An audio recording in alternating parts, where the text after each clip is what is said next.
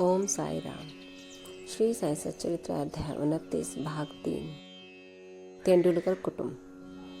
बम्बई के पास बांद्रा में एक तेंदुलकर कुटुंब रहता था जो बाबा का परम भक्त था। श्रीयुत रघुनाथ राव तेंदुलकर ने मराठी भाषा में श्री साईनाथ भजन माला नामक एक पुस्तिका लिखी है जिसमें लगभग 800 अभंग और पदों का समावेश तथा बाबा की लीलाओं का मधुर वर्णन है।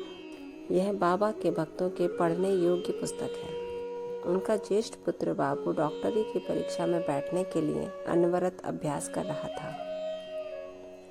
उसने कई ज्योतिषियों को अपनी जन्म कुंडली दिखलाई, परंतु सभी ने बतलाया कि इस वर्ष उसके ग्रह उत्तम नहीं है, किंतु अगले वर्ष परीक्षा में बैठने से उसे अवश्य सफलता प्राप्त होगी। इससे उसे बड़ी निराशा हुई और वो अशांत हो गया। थोड़े दिनों के बाद उसने अपने पुत्र की निराशा तथा अशांति की बात भी बाबा से कही। उनके पुत्र को कुछ दिनों के पश्चात परीक्षा में बैठना था। बाबा कहने लगे कि अपने पुत्र से कहो कि मुझ पर विश्वास रखे।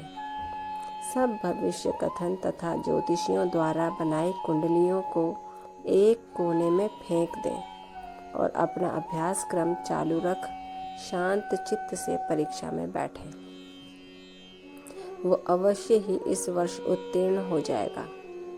उससे कहना कि निराश होने की कोई बात नहीं है। माँ ने घर आकर बाबा का संदेश पुत्र को सुना दिया। उसने घोर परिश्रम किया और परीक्षा में बैठ गया। सब पर्चों में जवाब बहुत अच्छे लिखे थे, परंतु फिर भी संशयग्रस्त होकर उसने सोचा कि संभव है कि उत्तीर्ण होने के योग्य अंक मुझे प्राप्त न हो सके। इसलिए उसने मौखिक परीक्षा में बैठने का विचार त्याग दिया। परीक्षक तो उसके पीछे ही लगा था।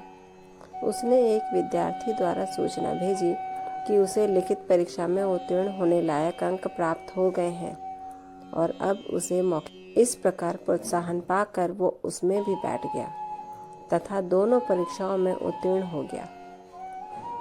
उस वर्ष उसकी ग्रह दशा विपरीत होते हुए भी बाबा की कृपा से उसने सफलता पाई। यहाँ केवल इतनी ही बात ध्यान देने योग्य है कि कष्ट और संशय की उत्पत्ति अंत में दृढ़ विश्वास में परिणत हो जाती है। जैसे भी हो, परीक्षा तो होती ही है, परंतु यदि हम बाबा पर दृढ़ विश्वास तथा श्रद्धा रखकर प्रयत्न करते हैं तो हमें सफलता अवश्य ही मिलती है। ओम साई राम। इसी के साथ ये अंश यहीं समाप्त होता है।